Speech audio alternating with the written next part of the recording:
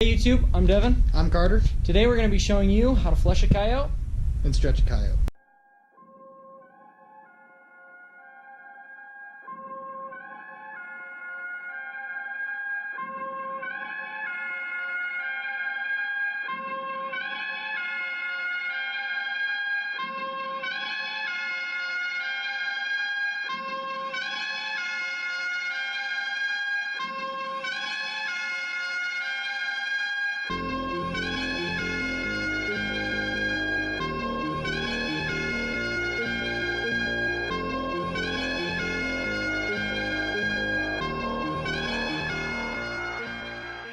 You'll need an apron, a Havilon or a really sharp knife.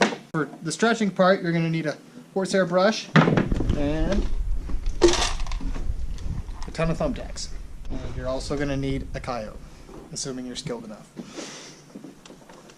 You just kind of work it until you get down to the head, until you get to the eye holes. And then you got two screws right down here, two wood screws that we usually hook the eye holes on. Pull it tight till those eye holes are secure. You want to make sure your angled part is angled down like this. Step on your board so you make sure it's not moving around on you. You dig your hips into it and then you start. And you don't want to put too much pressure down. Right now I'm not putting enough. You put, it's quite a bit. You'll feel like you're overdoing it, but you're not until you are. You're going to want to do this all the way down until you hit the edge of your fur here.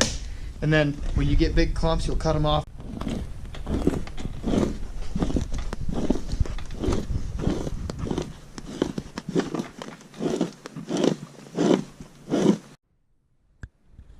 Big chunks like this is what you're going to be using your Havilon to cut off.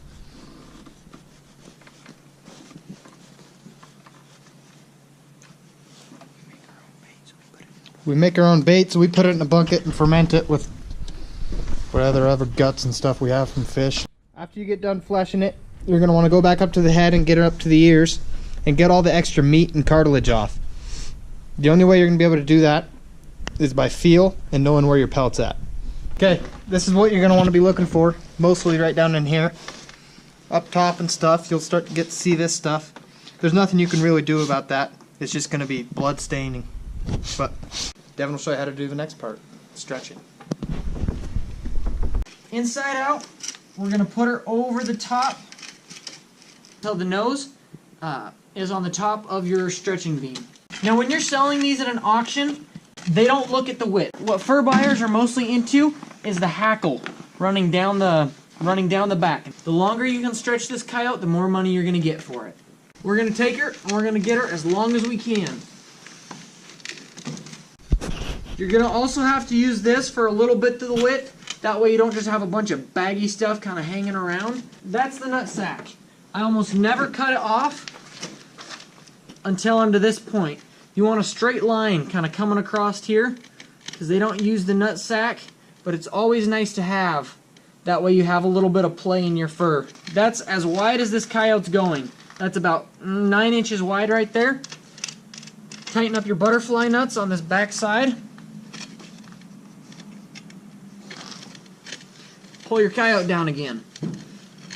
When I'm pinning these legs, I pull them down this direction and then I fold them across. You're going to pull your hide down. You can't pull it too tight, otherwise it'll just rip your hide right through this little thumbtack. And you pin it down there like that.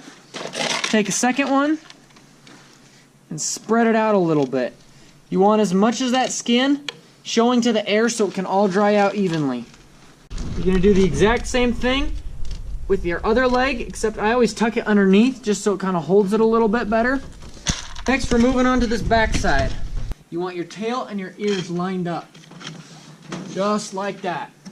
Find where your cut down here ends and pin it into the board. Take one more tack, grab your jaw that's just flopping down here, and pin it into your board. Now, we're going to let it sit about a day and a half. We're going to come back and we're going to turn it inside out. We take out all of our thumbtacks. You undo your little butterfly nuts. Push those together so this comes off kind of easy. You're going to want to stick your hand down in there. And you're going to fold it over on itself just like that. Grab a big bunch of fur down in the bottom and pull. You don't want to pull too hard, and if you let this sit for more than a day or two, this is going to be too hard and you won't be able to pull it. You'll just end up ripping it. So only let it sit for about a day, day and a half. Work her through. The mouth is the stiffest part and the hardest part if you let it sit too long. You're going to find its arms. You're going to want to pull them through. And they're still soft because they haven't had time to dry. So we're going to put it back onto the stretcher. Let it sit for 2 or 3 days until it's nice and hard, and then we're going to brush it out. Slide her on there. And this doesn't have to be pinned this time. It just has to be on there flat. Alrighty, I'll see you in another day or two, and I'll show you what the next step is. As you can see, everything is now hard. Step is getting it ready for fur sale. We're going to come through any dried blood that's on here. We're going to just rake it out.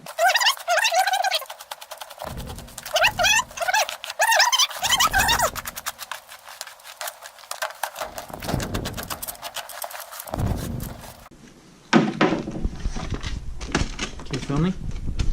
Alrighty, so that is how we prep them for our auction.